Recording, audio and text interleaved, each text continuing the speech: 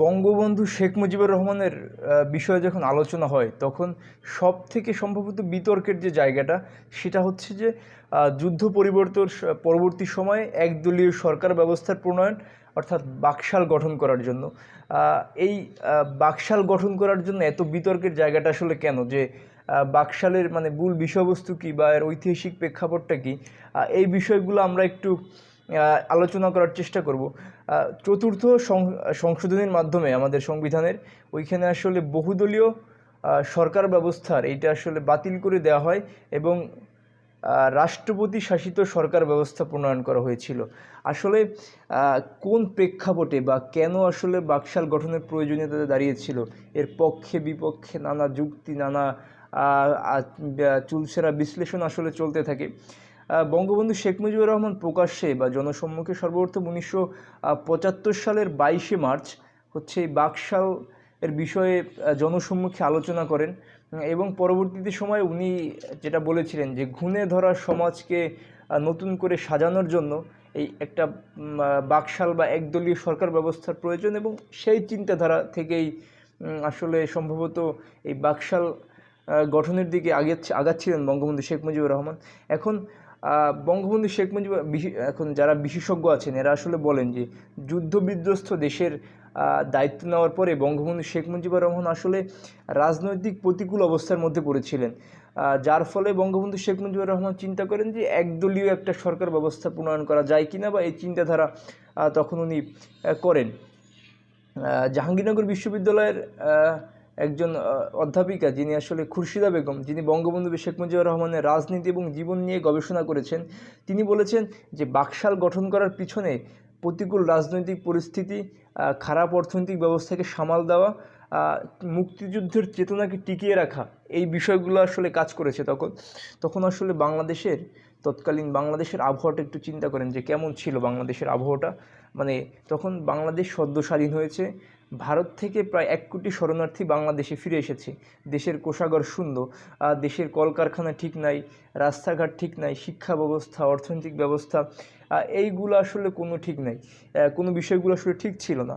তো এই বিষয়গুলো তো মানে এক পাশে ঠিক নাই। পরবর্তীতে আরেকটা বিষয় কী হলো যে এই সুযোগ নিয়েই যারা আসলে বঙ্গবন্ধুর বিরোধিতা করতো বা বঙ্গবন্ধুর সাথে যাদের মতাদর্শী মিল ছিল না বা অন্য রাজনৈতিক চিন্তাভাবনার লোকজন, তারা একটু মাথাচাড়া দিয়ে ওঠে আসলে, যে বিষয়গুলো আসলে বঙ্গবন্ধু নিয়ন্ত্রণ করার জন্য হয়তো বাকশালটা গঠন করেছিলেন। তখন লেখক ও গবেষক বদরুদ্দিন ওমর বলেছেন যে শেখ মুজিবুর রহমানের যে আওয়ামী লীগ ছিল, তো এই আওয়ামী লীগের ভিতরে আসলে একটা অন্তর্কোন্দল শুরু হয়েছিল, নিজেদের ভিতরেই তারা নেতৃত্ব নিয়ে নানা ঝামেলার ভিতরে তৈরি করতেছিল, যে কারণে আসলে তৎকালীন সরকার আসলে নিয়ন্ত্রণহীন হয়ে পড়ে, যার ফলে একটা চাপ সৃষ্টি হতে থাকে মুজিব সরকারের উপরে।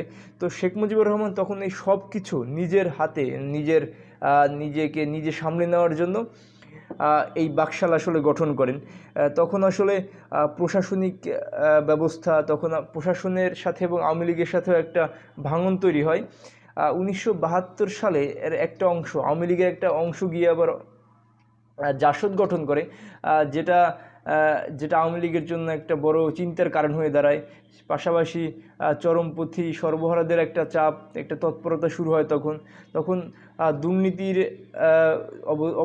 দুর্নীতি বেড়ে যায়, আইন শৃঙ্খলার পরিস্থিতির চরম অবনতি শুরু হয়, সব মিলিয়ে একটা দুর্বিষহ একটা সংকটময় পরিস্থিতি আসলে দেশে চলতেছিল। তখন আসলে এই বাকশাল গঠন বা বাকশালের চিন্তাভাবনা বা একদলীয় সরকার ব্যবস্থা চিন্তাভাবনা করেন। এখন এইটা বঙ্গবন্ধুর ব্যাখ্যাটা আসলে কী ছিল? বঙ্গবন্ধু শেখ মুজিবুর রহমান বলতে এইটাকে বাকশালকে আসলে দ্বিতীয় বিপ্লব হিসাবে আখ্যা দিয়েছেন। কারণ কি দেখেন, একটা কথা তো আমরা সকলেই যে জানি যে স্বাধীনতা অর্জনের চেয়ে রক্ষা করাটা কঠিন।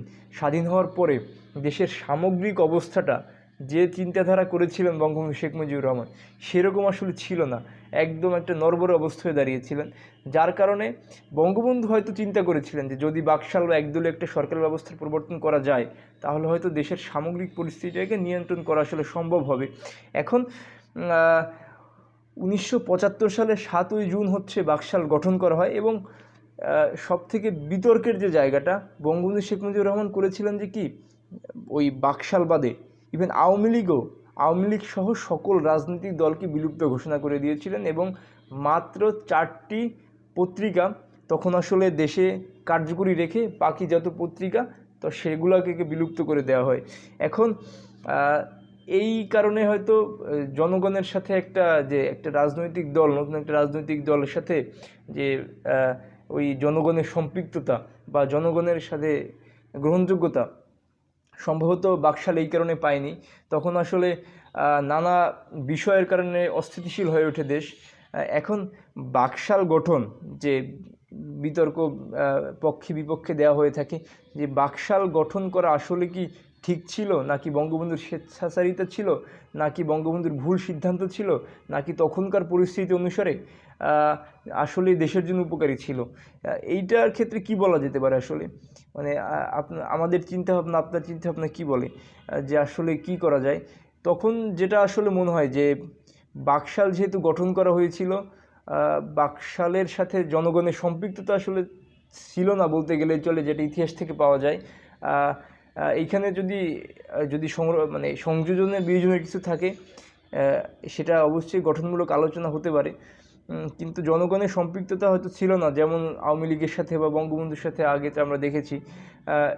এই কারণে যে বঙ্গবন্ধুর বাকশাল তো আসলে চূড়ান্ত কোনো পরিস্থিতিতে রূপ নেওয়ার আগেই বঙ্গবন্ধু শেখ মুজিবুর রহমানকে হত্যা করা হয়, যার ফলে বঙ্গবন্ধুর যে বাকশাল আসলে কি হতো, যে দেশের কল্যাণের স্বার্থে বা দীর্ঘমেয়াদী কল্যাণের স্বার্থে এটি কি কাজ করতো বা ফল করতো, এই বিষয়গুলো আসলে দেখার আমাদের সুযোগ হয় নাই।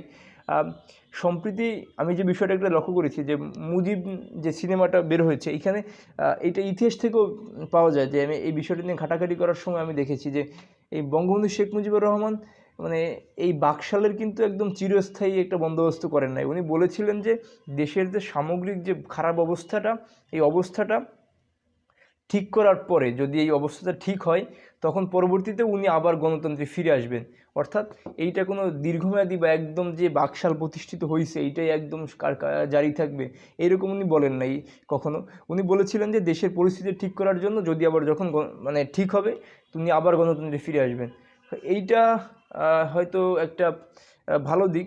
এখন যেটা বললাম যে বাকশাল আসলে দেশের স্বার্থে কাজ করতো বা কি হতো না হতো, এইটা দেখার আমরা সুযোগ পাই নাই।